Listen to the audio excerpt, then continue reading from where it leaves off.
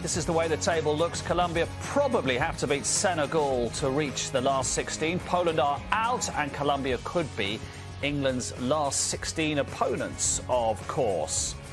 Everything you want in a team from Colombia tonight, Gary. Surely skill, pace, work rate, the whole lot. It was really good. I mean, it was a pressure game for them, having lost the first game, which is always tough. But they played with freedom and expression, and they played to their strengths. Poland looked rigid and stiff, whereas Colombia just looked like they were playing to... You think about the two strikers at either end of the pitch, both of them top class, but they got people near to Falcao. They got little passes into him. They served him well, and it was enjoyable to watch. It was a really good performance. They look a threat. Whoever plays them in the last 16, if they get that far. With that energy, you know, they've got they're obviously going to be a problem at set pieces with the quality they can put in, and then you're looking at James Rodriguez and Cuadrado, who was absolutely fantastic tonight. Same with Quintera. And then, you know, like I said with Falcao, if he stays in that area, you know, he played a nice little ball. You see the finish, what he done. Really pleased for him, considering how he missed out in the last World Cup. See, this is the first half. He's up front. Look, no support. Look, still no one in the picture. Look at the space. He's running into areas where he's got no one supporting him. And then you look at him now. He's in touch. He's in touch with everything. And then you see him get into the line, and then his movement's just brilliant. Then you've got people like Quintero could pass it, and then that finish.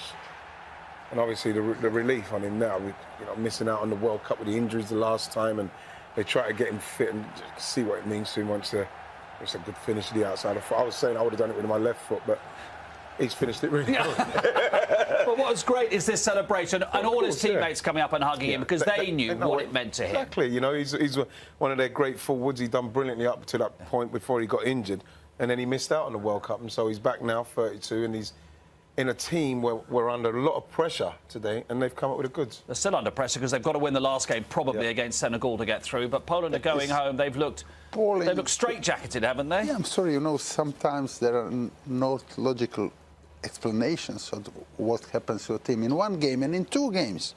You know, they look like they are not motivated. They look like they didn't want to be here or don't want to be here. But it's not the case. It's a World Cup. They are motivated. Everything's there. Before the tournament, probably the managers say, yeah, we've done a good job or great job. We are very hopeful. But it doesn't happen. Sometimes it doesn't happen. And it didn't happen definitely for them. They didn't deserve it. And they deserve to go home.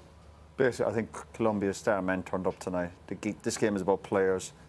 And we talk about the importance of pace that they had and the quality and the lack of pace that Poland had, and they just couldn't keep up with Colombia. Outstanding performance. And we talk about star men, and we talked about it beforehand with Rodriguez back in the team, made the first goal and the third as well with a fabulous pass.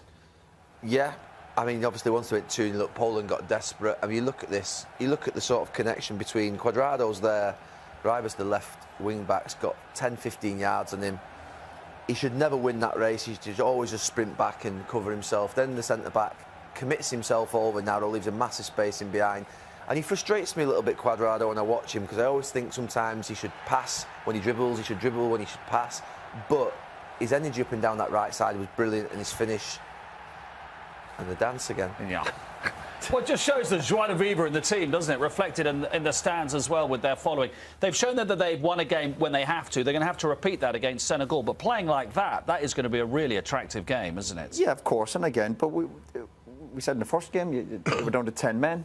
You got to stay on the pitch. You got to keep your discipline. And when your star men turn up, and they'll have a bit of momentum. They look like, again, they play with a bit of freedom. The pace they have in the team is fantastic. But there's still a bit of work to do.